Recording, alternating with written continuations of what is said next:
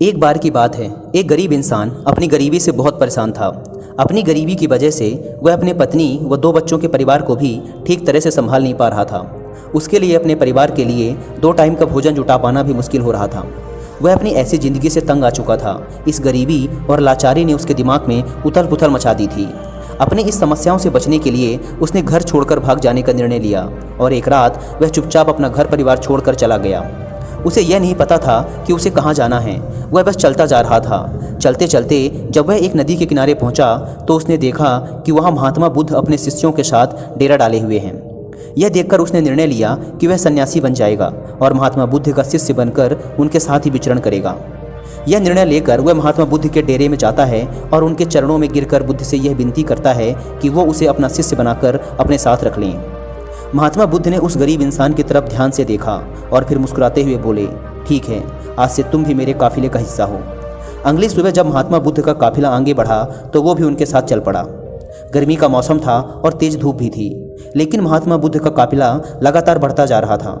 जब वे लोग एक जंगल से गुजर रहे थे तब एक बड़े से पेड़ के नीचे सभी लोग कुछ देर विश्राम करने के लिए रुके।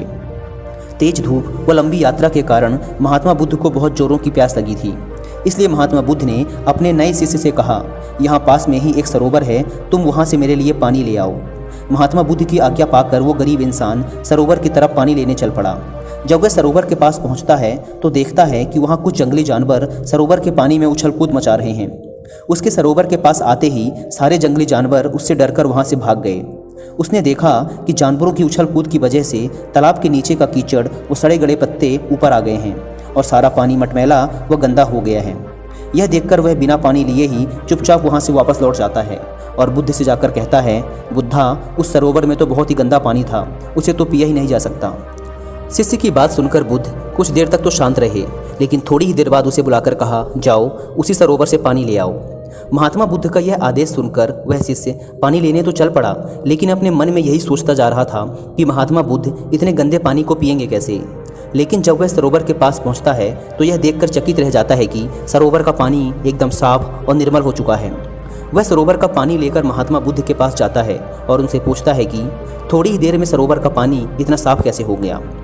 तब भगवान बुद्ध ने उसे समझाते हुए कहा, जब जानवर पानी में उछल कूद मचा रहे थे तब सरोवर का कीचड़ ऊपर आया था, परंतु कुछ देर शांत रहने पर कीचड़ फिर से नीचे बैठ गया और सरोवर का पानी फिर से साफ व निर्मल हो गया। इसी प्रकार हमारे मन के साथ भी यही होता है। जीवन की भाग दौड़, समस्याएं व मन की अशांति हमारे दिमाग में उथल पुथल मचा देती है और तब हम जल्दबाजी में गलत निर्णय ले लेते हैं। परंतु यदि कोई भी निर्णय लेने से पहले हम अपने दिमाग को शांत रखें और धैर्य के साथ बैठकर सोचें तो हमारे मन की वो उथल पुथल भी पानी के उस कीचड़ की तरह शांत हो जाती है और तब हम जो भी निर्णय लेते हैं वो हमेशा ही सही होता है। इसलिए बुरे समय में इंसान को कभी भी धीरज नहीं खोना चाहिए। महात्मा बुद्ध की यह बात उस इंसान को समझ में आ गई और जब वह शांति से बैठकर अपने द्वारा लिए गए निर्णय के बारे में सोचता है तो उसे एहसास होता है कि उसने घर छोड़कर गलत किया था। उसकी अनुपस्थिति में उसकी पत्नी व दोनों छोटे छोटे बच्चों को और भी बड़ी समस्याओं का सामना करना पड़ेगा।